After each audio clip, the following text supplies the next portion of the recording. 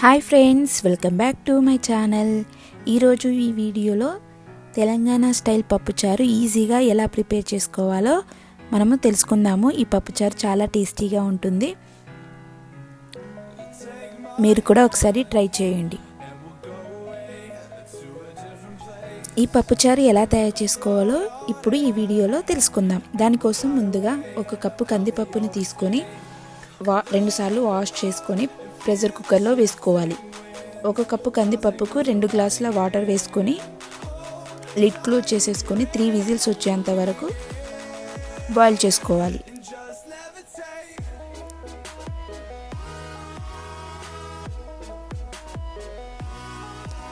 తర్వాత దీనిలో వేయడం కోసము 50 గ్రాముల చింతపండును వాష్ చేసుకొని నానబెట్టుకొని జ్యూస్ తీసి పక్కన పెట్టుకోవాలి.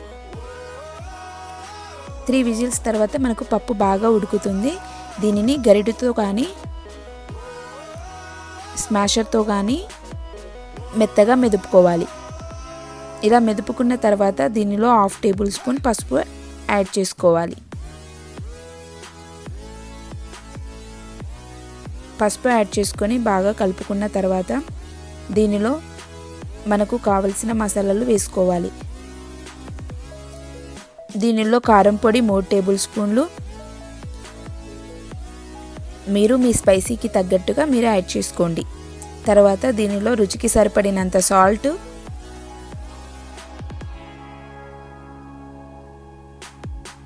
వేసుకొని బాగా కలుపుకోవాలి.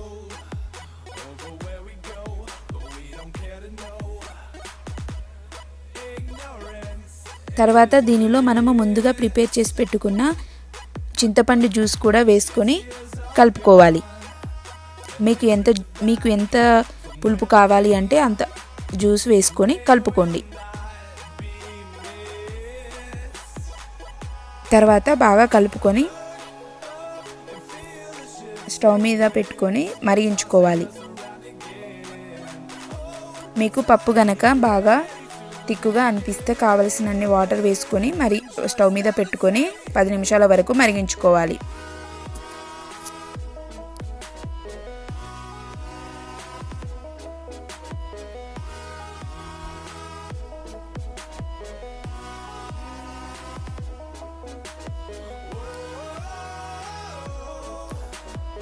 ఇలా స్టవ్ మీద పెట్టుకొని బాయిల్ చేసుకున్నాక ఒక పొంగు వచ్చేంత వరకు బాయిల్ చేసుకున్న తర్వాత దీనిలో కరివేపాకు రెమ్మలు వేసుకోవాలి.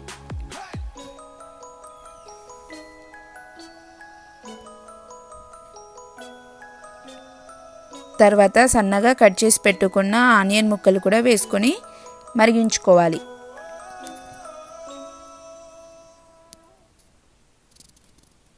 తర్వాత దీనిలోనే 1 టేబుల్ స్పూన్ ధనియా పౌడర్, వేయించి పొడి చేసుకున్న జీలకర్ర మెంతుల పొడి 1 టేబుల్ స్పూన్ వేసుకొని బాగా మరిగించుకోవాలి. నురుగంతా పోయి మనకు ఆయిల్ తేలేంత వరకు మరిగించుకోవాలి.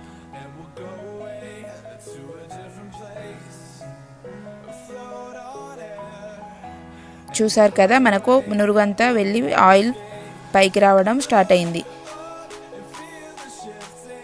ఇప్పుడు దీంట్లో మనము పోపు వేసుకోవడం కోసము ఒక ప్యాన్ తీసుకొని వేడి చేసుకోవాలి. తర్వాత దీనిలో 1 టేబుల్ స్పూన్ ఆయిల్ వేసుకోవాలి.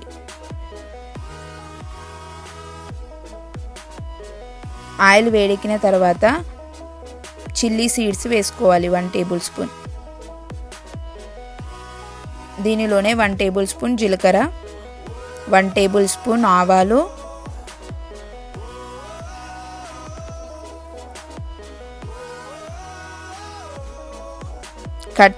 కట్ చేసుకున్న పచ్చిమిర్చి 2, కరివేపాకు రెమ్మలు, పసుపు 1/2 టేబుల్ స్పూన్ వేసుకొని తాలింపు బాగా వేయించుకొని చారులో కలుపుకోవాలి.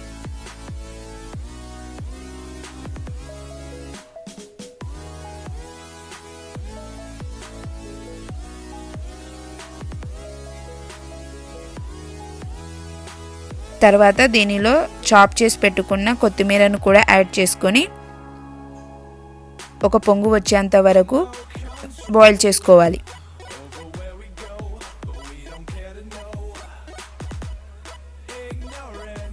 టేస్టీగా ఈజీగా చేసుకునే తెలంగాణ స్టైల్ పప్పుచారు రెడీ అయింది. దీనిని అన్నంతో సర్వ్ చేసుకుంటే చాలా టేస్టీగా ఉంటుంది. మీకు గనక ఈ వీడియో నచ్చినట్లయితే లైక్ చేయండి, షేర్ చేయండి, కామెంట్ చేయండి. Please subscribe my channel. మరొక కొత్త రెసిపీతో మళ్ళీ కలుద్దాము. అంతవరకు bye, take care, thank you for watching.